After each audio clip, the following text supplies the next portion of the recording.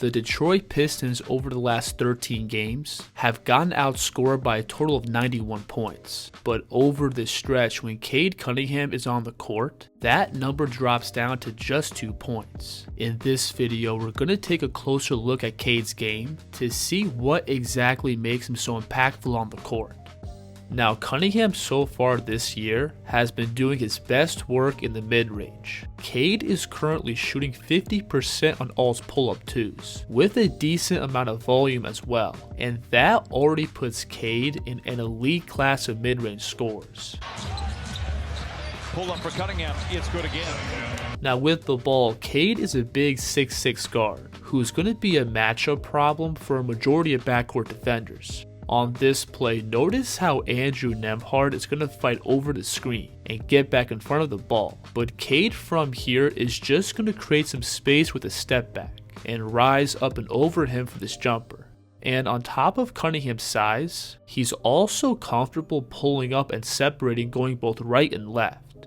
You'll see him here initially drop his shoulders to create some space against Nembhard as he comes off the screen. And as Cade starts to turn the corner, watch him punch off his left foot to sidestep into a jumper.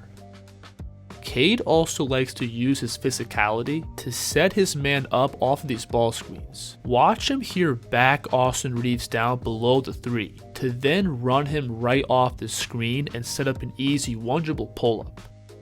Now, I think the most important element to Cunningham's mid-range scoring is going to be his pace and navigation with the ball. When playing out of pick and roll, Cade has a very good feel of space, being able to find the open spots on the floor to then work his way there for jumpers.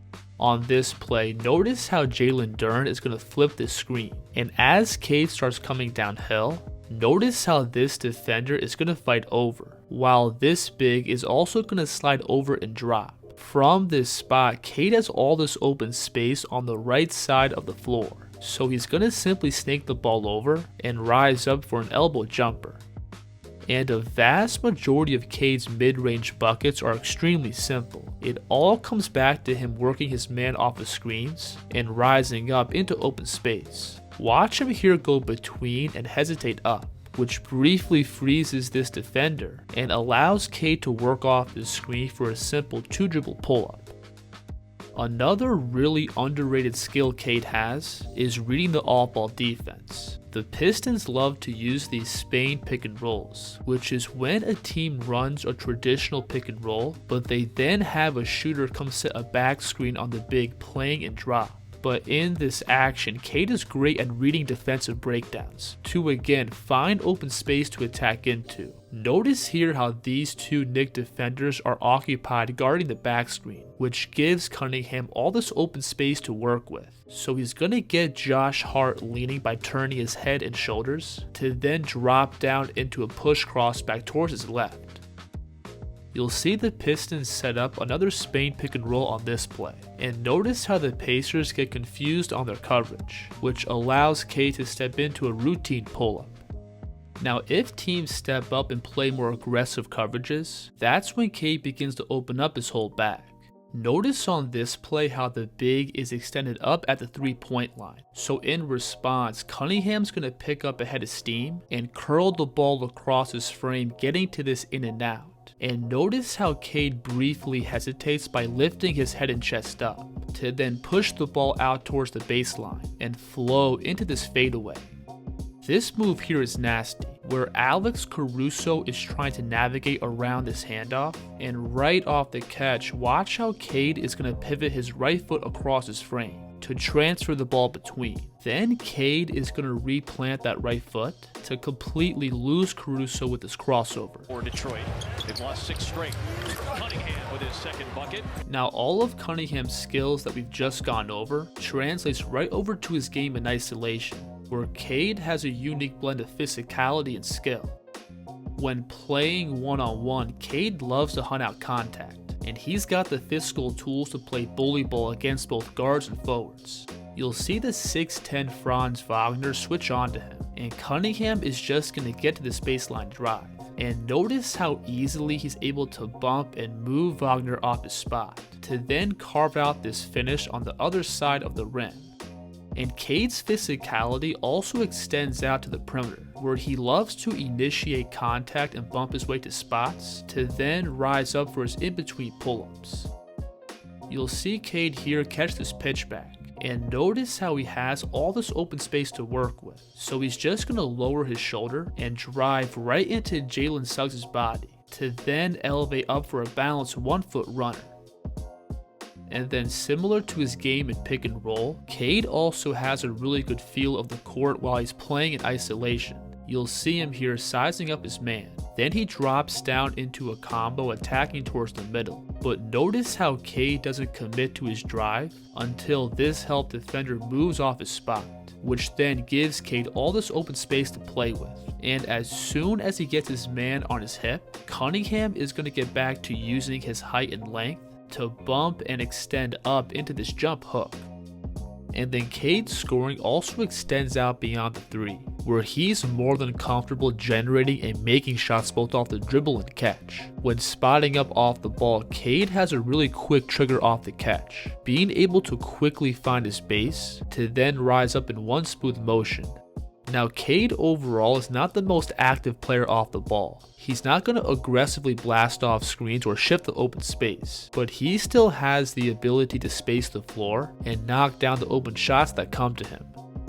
Cunningham also generates a good amount of threes off the dribble, where he's able to rise up and punish these soft coverages out of pick and roll. Notice on this play how the Nets completely botched this pick and roll coverage, allowing Cade to step into this rhythm three. Cade also loves to use his pace and navigation to find windows to get these shots off, and Cunningham only needs a little bit of space to pull the trigger. On this play, you'll see Terry Rozier get clipped by the screen, and when Cade feels that he has space, watch how smoothly he hops and lifts up into his jumper. Cade also loves to use his physicality to both set his man up off of these screens, as well as bump and separate into jumpers behind the line. Watch Cade here throw his shoulder and forearm into Jalen Brunson's chest, which may be an offensive foul, but this ref decides not to call it, which allows Cade to settle his feet behind the line and knock down this tough jumper. I also like this move here, where Cade's again going at Brunson, and watch him aggressively attack towards his right, to then slam the brakes by planting his left foot and transferring the ball between. His energy's great. Cunningham creates some space and nails the three-pointer. So because the defense respects Cade's outside scoring, he's able to leverage that to create downhill drives. One of Cade's favorite moves is this simple right-hand hezzy blow-by, where he both skips off his left foot and lifts his eyes up, to then replant that same foot and push himself downhill. And again, what really sets this move up is defenses respecting Cade as an outside shooter. You'll see him here get back to that same right hand hesitation, and notice how that pulls this big up towards the perimeter, giving Cade the leverage to attack downhill. Then when Cunningham feels the defense coming around to block his right hand layup, watch how Cade is going to sneak the ball through for this left hand inside finish.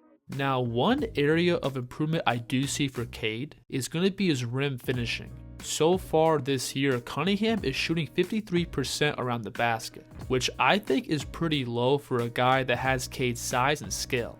Now, I don't think Cunningham is necessarily a bad finisher. Like you've seen on a couple of these clips, Cade has great length and touch around the basket, and he can pretty effectively use that to extend out and create scoring windows in the paint. One of Cade's best finishes is him jumping early off his ball side foot, which catches the defense off guard and allows him to jump early into a finish. This move here is tough, where Cade's going to drop down into a between cross, and notice how he immediately gathers and lifts up off his right foot to sink this soft floater over the defense. But I do think Cade has some issues when he's going up against length. When playing in the paint, Cunningham has the tendency to quickly pick up and rush into his finishes, which I think causes him to commonly miss on these wide extended out layups. Because Cade is a threat to both score and pass, I feel like he would benefit by playing a little more patient in the lane. Plus, he also has the physicality to absorb contact and keep his driving line. I feel like from a skill and physical standpoint, Cade has a similar build to Luka Doncic, both being bigger and more skilled point guards who are real threats as both scorers and passers. And Luka's a prime example of how effective patience in the paint can be, commonly playing off 2 feet, using these deceleration steps, while also using his passing threat to set up his scoring. Now, I'm not saying Cade right now is as good as Luka, but I do think they both have a similar skill set and physical build. And Cunningham adopting Luka's methodical, patient style of deep paint scoring could really improve his efficiency around the basket.